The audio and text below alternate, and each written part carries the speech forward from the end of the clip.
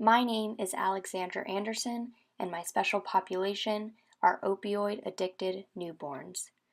These infants are diagnosed with neonatal abstinence syndrome, and they are the most vulnerable population to feel the effects of opioid addiction. Neonatal abstinence syndrome is a form of drug dependency where the newborns' bodies tremble and wail inconsolably. These newborns clench their muscles and grasp for air as they go through withdrawal. This occurs because almost every drug that passes from the mother's bloodstream goes directly through the placenta to the fetus. Illicit substances that cause drug dependence and addiction in the mother also cause addiction for the fetus. At birth, the baby's dependence on the substance continues. However, since the drug is no longer available, the baby's central nervous system becomes overstimulated, causing withdrawal. This is such an epidemic because in America, a baby is born dependent on opioids every 19 minutes. Doctors aren't alerting social services to thousands of these infants, many of whom come to harm in families shattered by narcotics.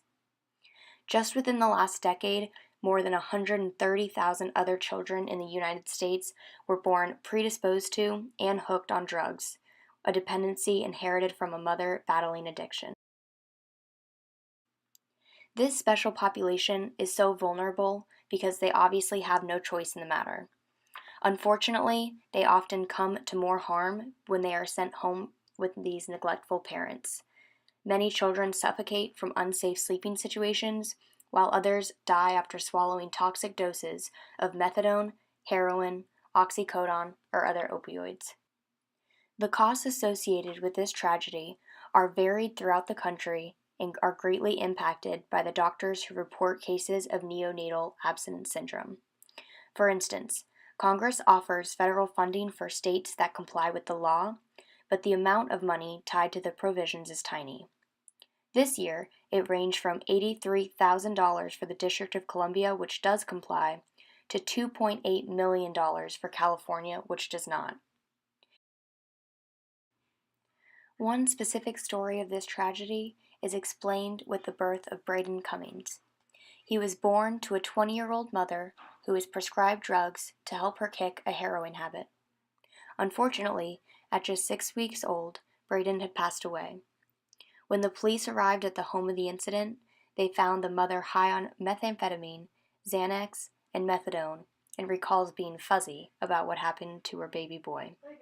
What really had occurred was that she had fallen asleep on Braden, causing him to asphyxiate. In this case, doctors had failed to alert child protection workers to the baby or his drug-addicted mother. 3 weeks later, he was found dead. Being born drug-dependent did not kill these children. Each had recovered enough to be discharged from the hospital, but what had sealed their fates was being sent home to families ill-equipped to care for them. In 2003, Congress had passed the Keeping Children and Families Safe Act when about 5,000 drug-dependent babies were born in the United States. That number has grown dramatically since. In many of these cases, as we have seen, child protection workers were notified but did not take protective measures specified in federal law. For instance, many states do not require hospitals to report drug-dependent newborns if the mother was taking certain narcotics prescribed by a doctor. This exemption stems from a well-meaning effort to avoid stigmatizing these mothers who are being treated for addiction or other medical problems. However, if any of these drugs are abused, it can be just as dangerous as a parent on heroin. As seen in this chart of projected admissions of infants born with neonatal abstinence syndrome, it is evident that these numbers are expected to just continue increasing. So, this begs the question of how it can be improved.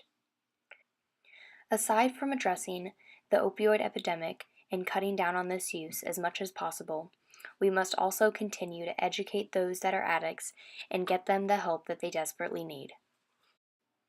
Especially at the time of birth, the mother is said to be ripe for relapse because she is now feeling terrible, tired, depressed, anxious, and guilty. At this time, a plan of safe care needs to be implemented. States need to start complying more because even though no state has ever completely lost its federal funding for failing to meet the law's provisions, they could be receiving significantly more, which would benefit the whole healthcare team. This includes the doctors, the social workers, families, and most importantly, the infants. In order for more states to comply, we must focus on clearing up the confusion of when doctors need to report these cases of infants born with neonatal abstinence syndrome and are planned to be sent home with drug-addicted mothers. To lessen this problem, the proper training and further education of the healthcare team must be implemented. We often don't report when the mother is trying to get better, but ultimately, it is not about the mother. It is about the baby and its health. Upon referencing the vulnerability framework, it is clear that these newborns will have a high likelihood of experiencing poor health and illness due to the fact that their mothers, who are addicted to drugs, may not have had the best insurance and did have a high need for this health care that was not available to them. After discussing the predisposing, enabling, and need characteristics of vulnerability, I pose the following discussion questions. In what ways can we prevent doctors from releasing newborns home with neonatal abstinence syndrome to a parent who is addicted to drugs? And also, how would you incentivize states to comply to the laws in place in order to receive more federal funding for neonatal abstinence syndrome?